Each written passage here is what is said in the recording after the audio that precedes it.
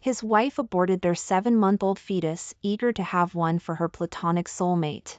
Because her platonic soulmate's child had leukemia and needed a sibling's umbilical cord blood for a hematopoietic stem cell transplant.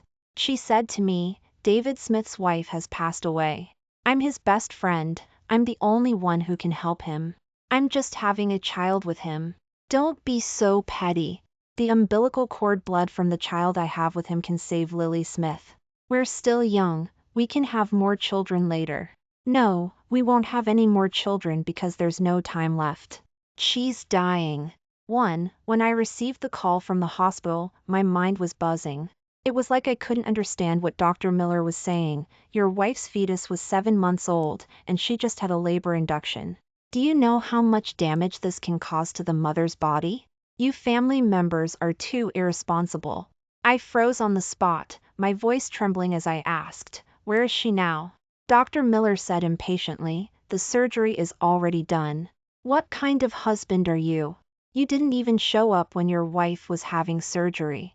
I hung up the phone and rushed to the hospital, dizzy and disoriented, frantically calling Sarah Johnson on the way, but no one answered.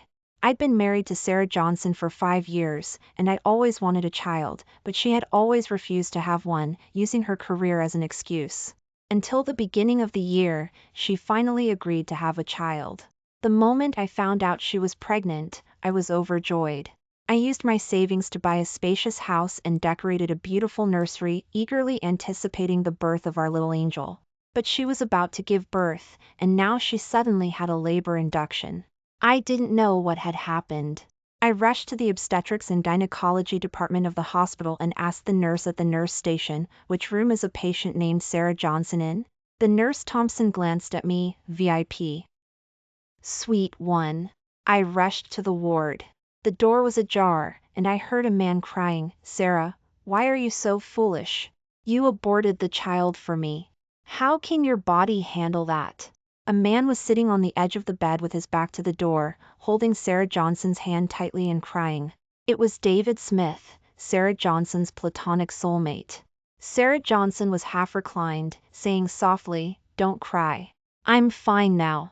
It was just a small procedure. Besides, Lily Smith's condition is getting worse and worse. I thought, as long as I have a child for you, Lily Smith can be saved. She is your most beloved daughter, and like my own daughter, I love her too. I don't want you to be so sad every day. If I can help you, I'll do anything, no matter the cost." David Smith asked worriedly, "What if your husband finds out? He's been looking forward to this child for so long. Will he blame me? Did I cause you to make this decision?" Sarah Johnson snorted coldly, "I never wanted to have a child for him in the first place. If it weren't for his father saying that as long as I had a child, he would give 5% of the company shares to the child as a birth gift, I definitely wouldn't have had one for Mike Johnson. Don't worry, this is my own decision and has nothing to do with you. If he wants to blame someone, he can blame me too. Besides, I know him too well. He can't bear to be angry with me. When the time comes, I'll just soften up and coax him." I felt my brain about to explode. My child was about to be born, and Sarah Johnson actually had a labor induction because she wanted to have a child for David Smith. A 7-month-old baby, some of whom can even survive, was deprived of life by her. I gritted my teeth, my clenched fists cracking. It's all my fault. Because I love her, I've acted like a doormat ever since I pursued her. No matter what she did wrong or if she was angry, I would always comfort myself and tell myself to let her have her way. So, I took one step back after another, and she became more and more excessive. Now, she actually aborted my child. I took a step back and slowly walked out of the obstetrics and gynecology department. At the nurse station, I heard the nurses gossiping, "That patient in VIP Suite 1 is too cruel.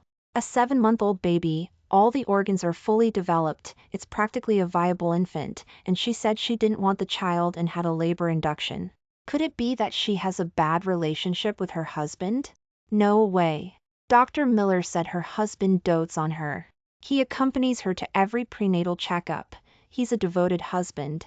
"You don't know?" "I heard that the doctor asked her if she wanted to keep the child, but she said no." The fetus was aborted and left there, lifeless. The surgeon said he had never seen such a heartless mother. Could she be cheating? The person accompanying her isn't her husband. The gossip behind me grew quieter and quieter. I walked out of the hospital. It was raining outside. My phone rang. It was my mother's call. Her voice on the other end was full of joy. "Michael, when are you bringing Sarah back for dinner?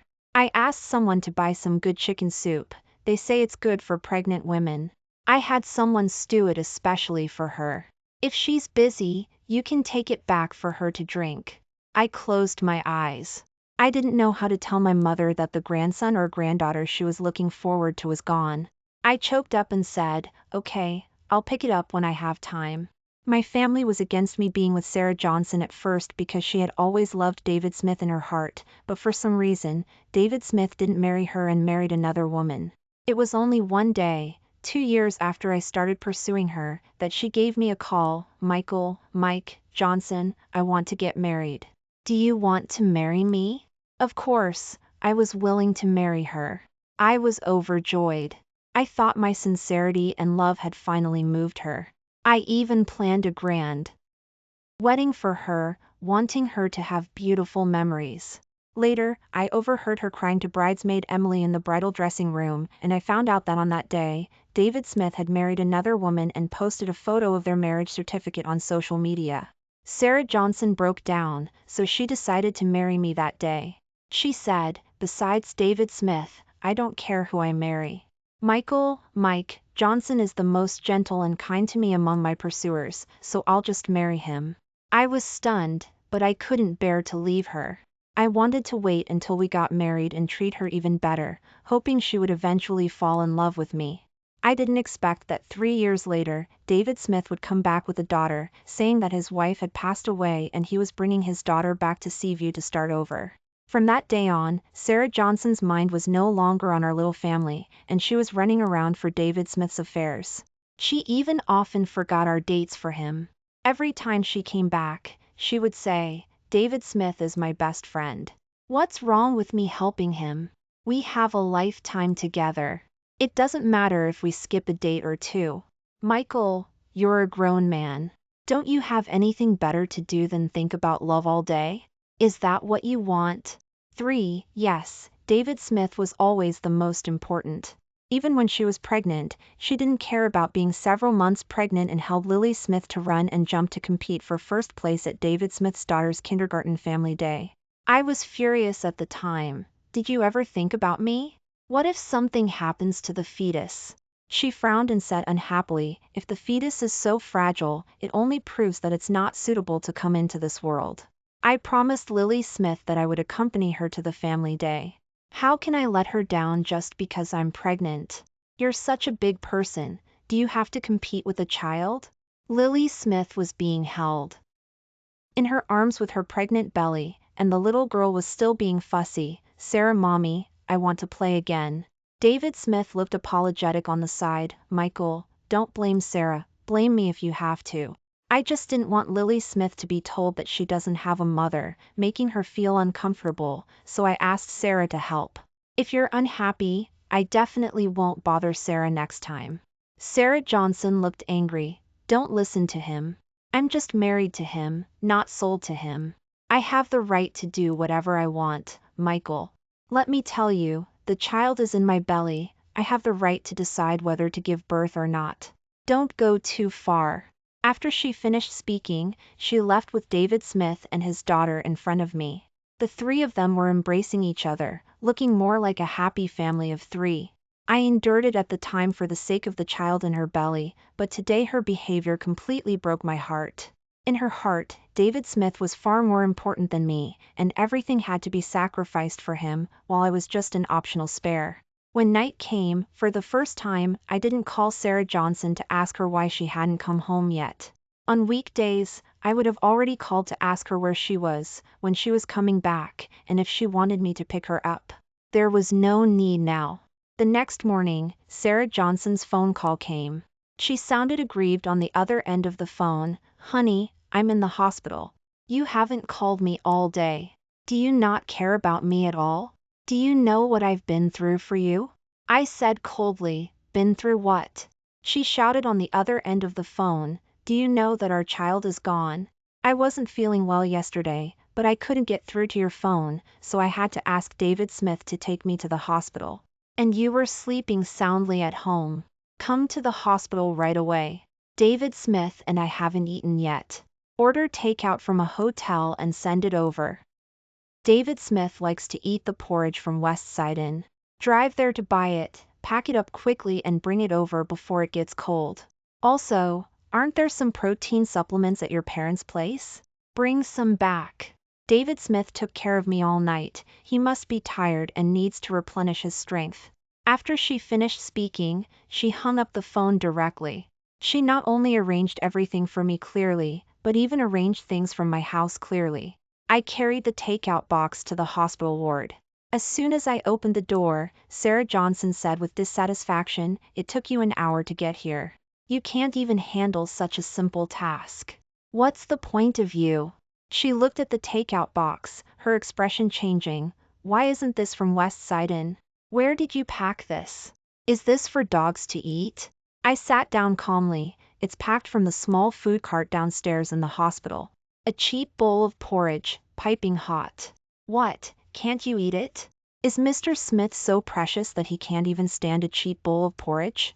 David Smith quickly persuaded. "Sarah, you can't be angry now. Have some porridge first. I'll go home and cook you something you like, okay?" Sarah Johnson knocked the bowl over, splashing it on me. The scalding porridge burned my chest and hands directly. She was stunned for a moment, muttering, "Why didn't you dodge?" Then she suddenly became self-righteous. "Do you know how uncomfortable I am after the labor induction? You only bought one cheap bowl of porridge. Do you even have a heart? I suffered this for your Michael's family, and you're giving me a bad attitude? Are you even human?" I couldn't bear it any longer and shouted, "Really? Do you dare to tell me why you aborted our child?" I directly took her phone and unlocked it. Fortunately, she usually told me her unlock password to show how upright and innocent she was, because she knew I would never look through her phone. In the phone's call history, there wasn't a single call she had made to me in a month. Our last call was on the day she accompanied David Smith and his daughter for their birthday. I called her, and she impatiently scolded me. "I'm celebrating David Smith and Lily Smith's birthday. Can you stop calling?" Then she hung up my phone and never answered again. "You said you couldn't get through to my phone?" Sarah Johnson, this month, except for this morning when you called me to buy breakfast for your sweetheart, you've never contacted me on your own. How can you lie with your eyes open? Why did you have the labor induction? Do you think I really don't know? Was it to have a child for David Smith? Sarah Johnson, you're my wife, not his wife. You aborted my child to have a child for someone who isn't your husband. Are you even human? My anger surged to the top of my head. I used to tolerate her because I loved her, but my love couldn't be without limits like this. Now, I didn't want to endure it anymore. Sarah Johnson didn't expect that I would know the truth. Her face turned pale, and she forced herself to say, "I'm the mother of the child. I have the right to decide whether to give birth to the child or not. Besides, Lily Smith has leukemia. She must have umbilical cord blood from a sibling to save her life. I'm saving someone. Don't think of my relationship with David Smith so badly, okay? I'm David Smith's best friend. If I don't help him, what will happen to Lily Smith? Don't you have any sympathy? I aborted the child, but we can have more children in the future. I promise you, after I have a child for David Smith, I'll definitely give you the cutest and healthiest baby, okay?" Slap! I slapped her in the face. "Sarah Johnson, you have no shame, but I do. Sympathy? Your sympathy is only used on your platonic soulmate, isn't it? When you aborted the 7-month-old child, did you ever think about me? Where was your sympathy then? You were his mother. A 7-month premature baby and survive. The doctor asked you if you wanted to keep the child, but you said no and sentenced him to death directly. Where was your sympathy at that time?" David Smith stepped forward to protect Sarah Johnson, looking at me and saying, "How can you hit someone? Sarah did all this for me. I know I'm sorry to you, but if you want to hit or scold someone, come at me. Don't hit her. I punched him in the face, then I'll hit you. Did you think I was going to be polite with you? David Smith was knocked to the ground by my punch. Sarah Johnson screamed and got out of bed. Michael, are you crazy? I said, I promise to have another child for you after I have one for David Smith. What do you mean by this now? If you keep making a fuss like this, don't even think about me having a child for you in the future. I sneered. What, are you the only one in the world who can have children? People like you too, stop disgusting me in front of me. You just want to have a child for him, right? Fine, I'll grant you your wish. We're getting a divorce. A woman like you isn't worth me wasting any more feelings on. Sarah Johnson looked at me contemptuously. You're divorcing me? Michael, don't regret it as soon as you walk out this door.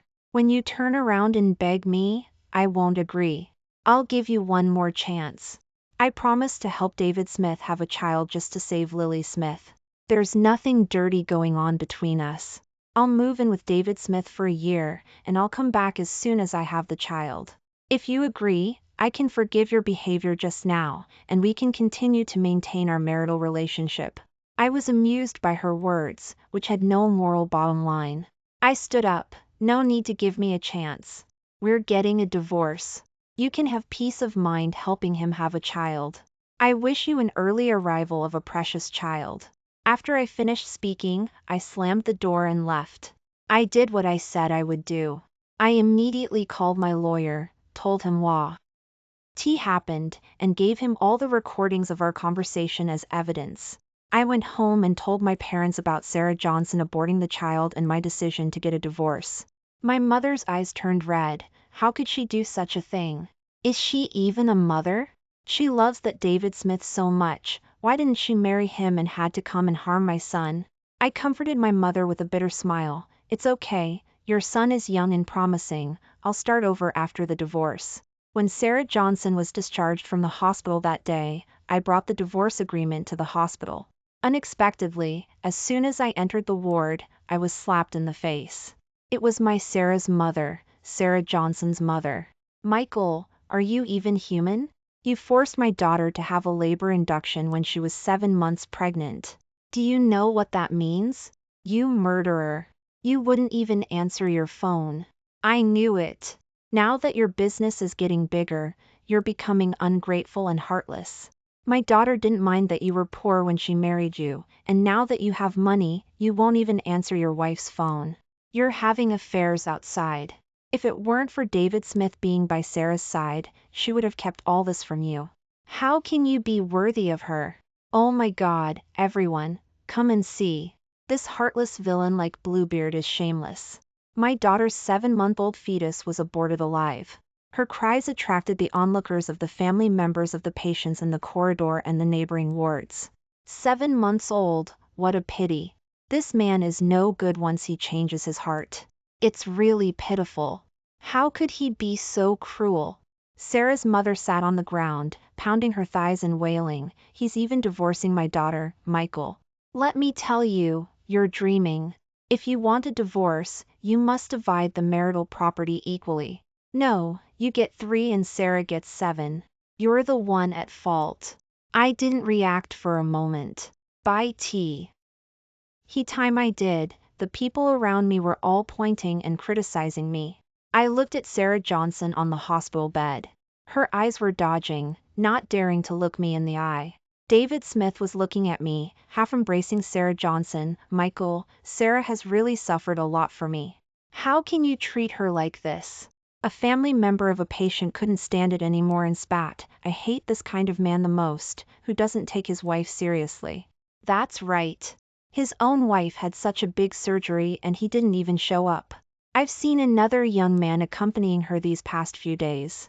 Oh, they're so close, I thought he was the patient's husband. Shameless, divorce him and make him leave with nothing. I was amused. David Smith and Sarah Johnson really treated me like a pushover, taking shamelessness to the extreme. Sarah Johnson looked at my expression and interrupted the words I was about to say. Honey, you know I love you.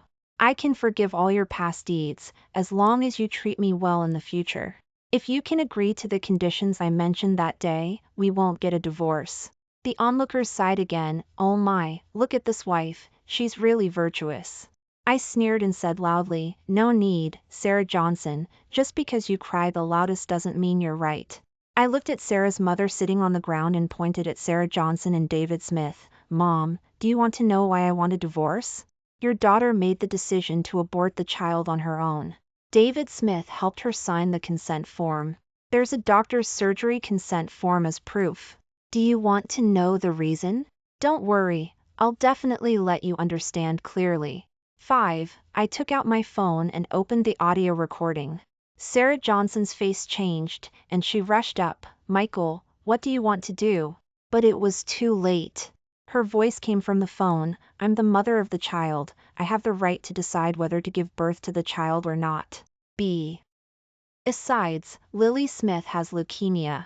She must have umbilical cord blood from a sibling to save her life.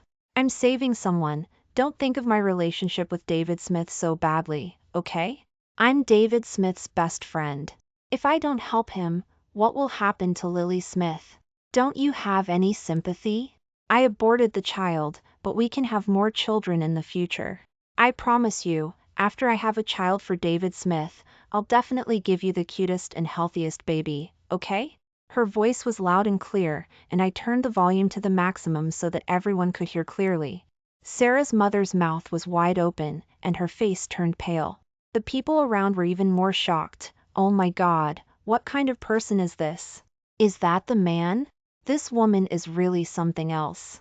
She doesn't want her own child, but she wants to help another man have a child. Her husband is wearing a green hat. She's really sacrificing everything for love.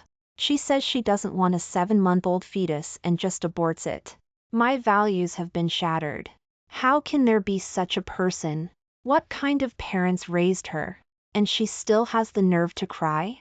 Sarah Johnson's eyes turned red, and she shouted with a crying voice, Michael, not only did you want me to abort the child, but you also edited the audio to frame me. Do you want to force me to death? I looked at the suspicious eyes of everyone and shook my phone. This audio has already been sent to a professional for authentication.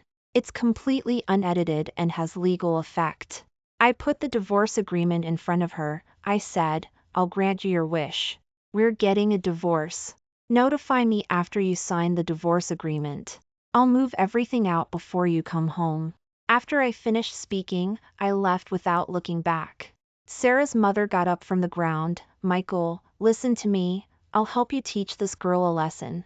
You can't get a divorce. But I ignored her. She turned around and started hitting Sarah J. Onson, are you possessed?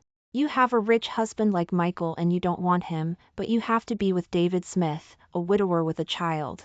I was against you being together back then. Now you have a husband and a child, and you still have to be with him no matter what. If you dare to divorce Michael, I won't recognize you as my daughter. I walked further and further away, and the cries behind me slowly disappeared in my ears. Before I even left the hospital, I received a call from Dr. Miller. Mr. Johnson, we found an abnormality during the blood test when your wife was having surgery. We drew blood and re-examined it, and there are some problems we need to discuss with you in person. I was silent for a moment and turned around to go to Dr. Miller's office. I fell silent looking at the test report on Dr. Miller's desk. I silently picked up the report. I understand. I'll notify her and discuss it. I returned to the home that Sarah Johnson and I shared. I sat on the sofa, staring blankly at the test report on the coffee table. Dr. Miller's words were still ringing in my ears. Your wife has terminal lung cancer and only has half a year left to live at most. I covered my face, my heart softening. Sarah and I had a happy marriage. I would pick her up from work every day, and she would make cookies for me on the weekends. We would take walks together and travel together. The photos on the wall were all intimate photos of our travels together every year, but now I'm being told that she only has half a year left to live. I suddenly didn't want to argue anymore. I smoked a cigarette, sitting in the living room, thinking about how to tell her this news. She just had a labor induction and was very weak. I had to pick a suitable time to tell her. Click, the door was pushed open from the outside. It was Sarah Johnson who had returned. She was carrying luggage. Looking at the room full of smoke and my pale and ugly face, she suddenly laughed. What, are you regretting it? You don't want a divorce? Regretting making such a scene at the hospital? I told you not to regret it if you said you wanted a divorce. Now you agree to my conditions? I said, I'll definitely have a child for you in the future, okay? I was silent. No, it was too late, because she didn't have time anymore. 6. She kicked off her shoes and sat next to me triumphantly. David Smith and I have discussed it. This house is close to Lily Smith's kindergarten. Why don't you move out in David Smith, Lily Smith and I will live here. When I have the child, this child will also have a blood relationship with me, so this house will be left for the child. Didn't you buy a new house? I'll move in there later. What do you think? I couldn't help but say, Sarah Johnson, how can you say such shameless things so confidently? She jumped up. What do you mean by shameless? I'm saving someone, do you understand? I mocked. Many children need umbilical cord blood. You have this condition, how many are you planning to save? Are you also willing to have more children with other men? Her face flushed red. Michael, don't go too far. With a wave of her hand, she swept the things off the table. She lowered her eyes and saw the test report on the table, half covered by the divorce agreement she had just thrown. Terminal lung cancer? Only half a year left to live? She screamed, Michael, you have cancer? So, you hid it from me? No wonder you reacted so strongly when I said I aborted the child. You wanted me to give birth to that child to carry on your family name? Don't even dream about it. You only have half a year to live. If you leave us as orphans and widows, you want him to drag me to death. It's a good thing I aborted the child, and it's a good thing I found out the truth, otherwise I would have been tricked by you. No wonder you didn't want me to have another child, you couldn't wait. She laughed loudly. I breathed a deep sigh of relief. The feeling of sadness I had for her disappeared in an instant, and the thought of whether I would forgive her was gone. I pushed the divorce agreement. So, do you want to take care of me at my bedside for the last 6 months, or are you going to live happily with your David Smith? The choice is yours. She looked at the property distribution in the divorce agreement and shouted, What does this mean? I can only get a small house? I looked at her. You can also not sign. I asked Dr. Miller, the treatment costs for lung cancer are alarming. This house was bought before our marriage and is considered premarital property. I've already notified the agent to put it on the market. I'm also planning to sell the new one. Dr. Miller said that if the chemotherapy works well, it can extend my life for a while, but I'm afraid there will still be debts. If you're willing to share the burden as husband and wife, I don't care either. Anyway, in this marriage, you're the one at fault now, not me. You really don't think I have any evidence of you and David Smith being together, do you? Don't talk nonsense, David Smith and I are innocent. She screamed. She immediately picked up the pen, signed the divorce agreement, and threw the pen away. Michael, divorcing me is the most conscientious thing you've done before you die. I took out my suitcase, packed my things into the suitcase, and pushed it out the door. I looked back at her one last time. This house has already been listed with the agent. You have a few days to move out. With that, I turned and left. While waiting for the elevator, I overheard Sarah Johnson on the phone, unable to contain her excitement. David Smith, do you know Mike Johnson is dying? I've come up with a plan. If I get pregnant right away, after he dies, I'll tell his parents it's Mike's baby. Then the whole Johnson family will be in my hands. A wave of sorrow washed over me. This was the woman I had deeply loved, now rejoicing and scheming. Because she mistakenly thought I had cancer. I stepped into the elevator decisively, without a second thought. A month later, Sarah Johnson and I officially went through the divorce proceedings. She looked at me with a smug smile. David Smith and I are getting married soon. The wedding is in 3 months. If you're still around, you're welcome to have a drink. I smiled back. I hope I get the chance. David Smith held her close, looking at me. Thank you for taking such good care of Sarah Johnson all these years. I finally got to come back and meet her again. We've always loved each other, but fate played a trick on us. I swear, no matter what happens in this life, I will never leave Sarah Johnson again." Sarah Johnson nestled happily into David Smith's arms. "David Smith, I feel like I'm dreaming. We can finally be together." As if I remembered something, I took a file out of my car. "Oh, right, this is your medical report. The doctor happened to give you a checkup that day you went for the abortion. This report is for you. Wishing you a happy marriage and everlasting love." As my car pulled away, I saw Sarah Johnson open the file bag with a puzzled expression in the rearview mirror. She took out the report, her face changed drastically, and she screamed, fainting in David Smith's arms. I smiled slightly. Wasn't it supposed to be a deep and abiding love? Now was the time to test their feelings. I hoped David Smith could truly stay with her through thick and thin, in sickness and in health. However, before I even received a wedding invitation, Sarah Johnson came to my workplace. The moment she saw me, she threw herself at me. "Honey!" I immediately took a step back, holding her off. "No, we're not married anymore. You can call me by my name. Don't cause unnecessary misunderstandings. I still want to find a girlfriend and get married." Sarah Johnson looked haggard, her eyes red. "Are you still angry with me?" "I'm sorry. I came here today to apologize. I was wrong. I shouldn't have aborted our child. Now I realize that you were the only one who was truly good to me. David Smith is a bastard.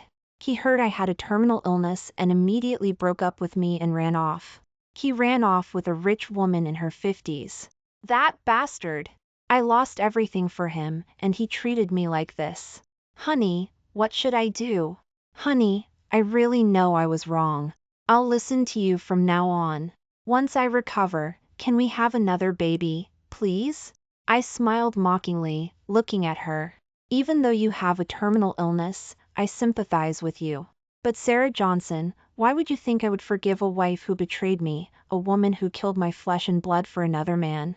You overestimate yourself. You don't think I can't live without you, do you?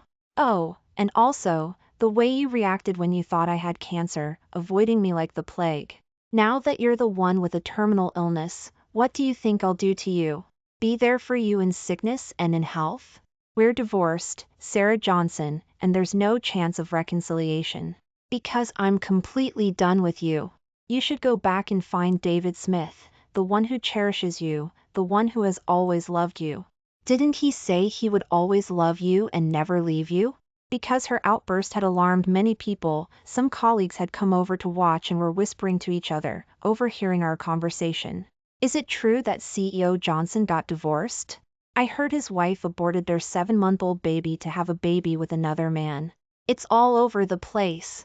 Then why is she looking for her ex-husband? Shouldn't she be with that guy?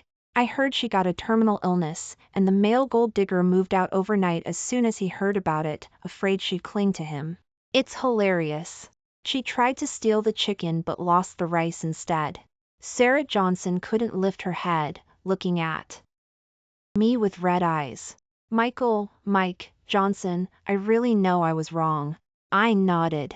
"Okay, you know you were wrong, but it has nothing to do with me, does it? Everyone has to be responsible for the consequences of their actions." With that, I walked away without looking back. Sarah Johnson left. I heard that her condition was deteriorating rapidly. David Smith's betrayal and departure were a fatal blow to her. She hugged a bottle of liquor and drank it home every day. One day, she collapsed at home. Sarah's mother went to her house to find her and was scared half to death when she saw her lying on the floor. She called an ambulance. Dr. Miller looked at her medical report and shook his head. With proper treatment, she could have lived for another 6 months, but the patient has ruined her own body and has no will to live. It's probably a matter of weeks. Sarah Johnson's mother begged me to see her and try to persuade her, but I didn't go, because it was completely unnecessary. My mother introduced me to a girlfriend, who happened to be a doctor at the same hospital where Sarah Johnson was hospitalized. One day, when I went to pick her up from work, my girlfriend took the flowers from my hand and took my arm. As we turned to leave, I caught a glimpse of a woman standing in the hospital garden, wearing a hat and looking emaciated. It looked like Sarah Johnson, but I wasn't sure. None of that mattered to me anymore. I never saw Sarah Johnson again. I heard that she still dragged on for 2 or 3 months before finally passing away in agony. As for David Smith, I saw him once a year later, at the West Side Inn where I was holding my wedding. I was seeing the guests out with my wife when I saw a rich woman yelling at him. "You eat my food, you use my money, and you even rely on me to pay for your daughter's life-saving expenses. How dare you look at other women in front of me? Get out of here right now. Take your daughter and leave my hoe. S.E. If I ever see you in Seaview again, you can forget about ever making a living here." David Smith quickly lowered his head and coaxed the woman in her 50s in a humble tone, half hugging her as he helped her into the car, with his parents even holding up the hem of her dress. It was too humiliating to watch. So he was living such a miserable life. I smiled slightly. It was retribution. My wife gently tugged at my arm. "Honey, what are you looking at?" I kissed her. "I'm looking at the moon tonight. A beautiful night with a full moon, a perfect time. Wife, let's not waste it."